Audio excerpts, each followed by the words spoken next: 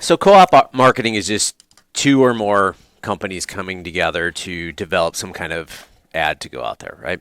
So you see a lot of this in the larger spaces with, let's say, a Target ad. You'll see some kind of cleaning company, Tide or something along those lines. Super Bowl did a couple of these. Right. So it's, you mesh kind of two brands together, and then they, many times share the cost, some percentage, whatever it may be. From a local marketing standpoint, there are people around you, or there are people in the vicinity of your business that have the very similar, if not the same customers, very similar customers. And maybe you're not necessarily competing, right? So I talk a lot about the family business that we had, and we had partnered with, there's Curves, the women's gym, right? So we knew that 98% of our customer base was female. We walked over to the Curves around the corner and started a program with them to promote our shop, and we would promote them as well. And it was this kind of co-op marketing that we were doing. And I don't want to get into the details of what we did, but our sales drastically went up when we did that. There were new people walking in all the time saying, I never knew you were here. This is a really neat place, and vice versa, right? So we were sharing the costs, we were sharing the audience, but we were both benefiting from it, and we would have never received those customers coming around the corner.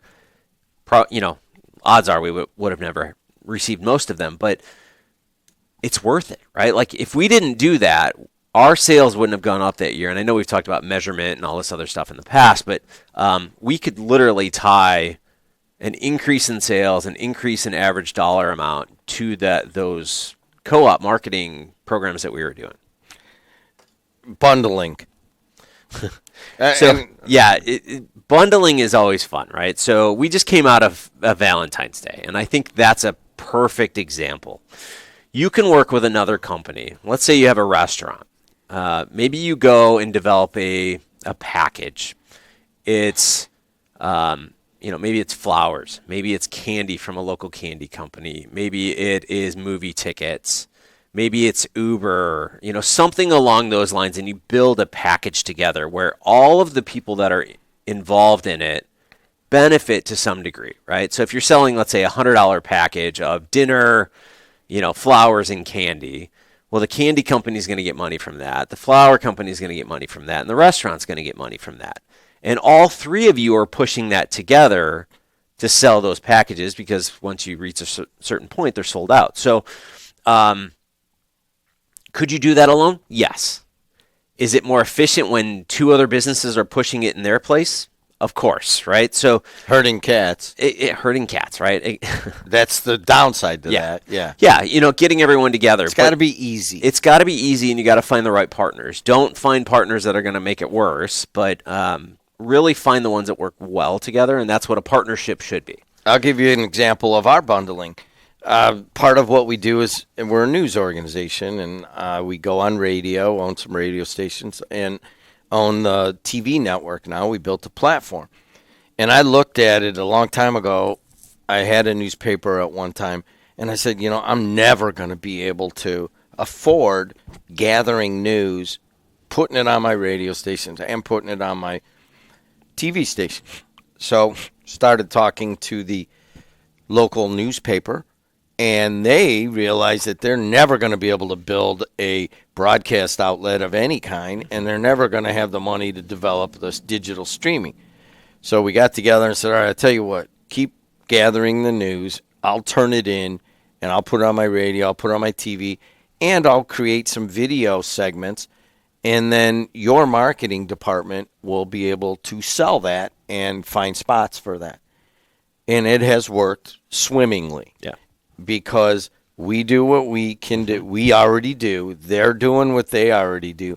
They don't want to have to go into a new side and create a TV station. Yeah. And we certainly don't want to have a full, 10-person newsroom. Mm-hmm. So now you bring it together, but ultimately it was best for the customer. Mm-hmm. We talk to the customers, well, would you do this? Would you do that? Boom. We create the local news, sold. Local weather sold, local sports sold. But that doesn't happen without the discussion. Right. And that's hard to do at the local level, especially if you're competing with someone on some level. Yeah, most partnerships work well when you're not competing, right? You have the same audience and whatever else. However, when there are significant costs involved or a significant learning challenge, right? So, kind of jumping ahead, a lot of things that I do on an agency side is I don't actually go out to find customers. Different agencies will come to me and I will kind of white label the services for them. And what that means for everyone that doesn't understand what white labeling is I will actually work with another agency. So we have similar things that we do, but I do things more efficiently and I have the connections that they do not have. So instead of them having to learn a whole new system, learn how to do all these things, start making all these phone calls to get the right connections, they'll just call me up and say, here's what we have. Can you take this on? That in that capacity, I'm saving them time. I'm costing them some money, but I'm saving them time, the energy. They have somebody that can go to and actually get it done right away instead of having this drastic learning curve to satisfy their customer base. So let's talk about specifically, there's too many things on here today to hit all of them. Of course. So we're just going to pick out a couple of one. Let's talk about distribution and the ability to form partnerships in terms of distribution. What does that mean to you? Yeah, so, let's say you are a local manufacturer of something, right? Let's say you have bees and you make honey. You made the honey, congratulations. You're not afraid of bees. You've produced a product, but now what do you do? Okay, well, I can go to a farmer's market and I can, sell it there. Okay, well, that's your local farmer's market. You're limited by the amount of people that are going to walk by. What about finding other people that have the ability to distribute, right? Maybe there's somebody that is looking for a product that they want to sell online, but they don't produce any products. There's a ton of college kids out there that are always wanting to do e-commerce, right? And they'll go out there and they'll try and find some kind of product and try and push that out there. Now, what if you could just go to a college campus and say, I'm looking for, meet a professor, meet somebody, and just say, I'm looking for 5 to 6 individuals that would like to start pushing my honey online. Odds are you'll find 1 or 2 that'll say yes, right? I've got a student right now that I'm working with that, he was looking for a product. He found this one product. He was doing something around like $6,000 to $10,000 a month in sales. It was a side project for him. Now, obviously, if you're at a local market, you're only going to sell so much. But if you start to find other distribution partners, if we're in Northwest Indiana, if we're in Chicago, we're in any location, what about people in St. Louis? What about people in Louisville? What about people in Cleveland, right? How do I get my honey over there? And those are the distribution networks that you should start to ask, right? Like start looking for individuals in those areas and say, hey, I can provide the honey if you can sell it. And then you just, obviously you got to work on the pricing, but to make sure it's worth it for you. But you don't have to do everything. And that's what, we're talking about partnerships. So find a partner that can go out there and sell it. You focus on what you're good at, making the honey, or I should say harvesting the honey. How do you bring affiliates into this conversation? Yeah, I mean, affiliates are really just people that are out there pushing your product, right? So we talked about distribution just a second ago, but when we talk about affiliates, it's how do we get more people talking about our company? We've mentioned social influencers in the past. There are a variety of people that and one of the things that I love to talk about is I read a book years ago, and I cannot remember the name of it, but the whole premise of it is that everyone is connected by roughly around 4 to 6 people in your life, right? So you go back in time and you start to, outside of family, right? Family's going to introduce you to people, but like the people that you meet in your daily life, most of those are from 4 to 6 people, and you start to identify who those people are, right? And it's no different in business, identify those individuals that can introduce you to more and more people and put them to work, right? So let them become affiliates of promoting your business and give them some kind of incentive, right? So if I were to give you a card to say, I'm selling honey, and for every one of these cards that I get at the farmer's market, I'll give you $1. Let them go, right? So if somebody comes in with a little coupon card that you had handed out to, Ryan over there, right? Every single one of those that I get back, I call Ryan back after the farmer's market and go, I just got 21 of these. Stop by, pick up your $21. Thank you for doing this. Let me know when you need more cards. It's something as simple as that. And I don't want to get into the whole e-commerce and affiliates and that large game because I don't think that's necessarily our market here. But something as simple as just finding those people that are connectors to your general population and just saying, hey, would you like to earn an extra, few dollars every month? Just hand these cards out.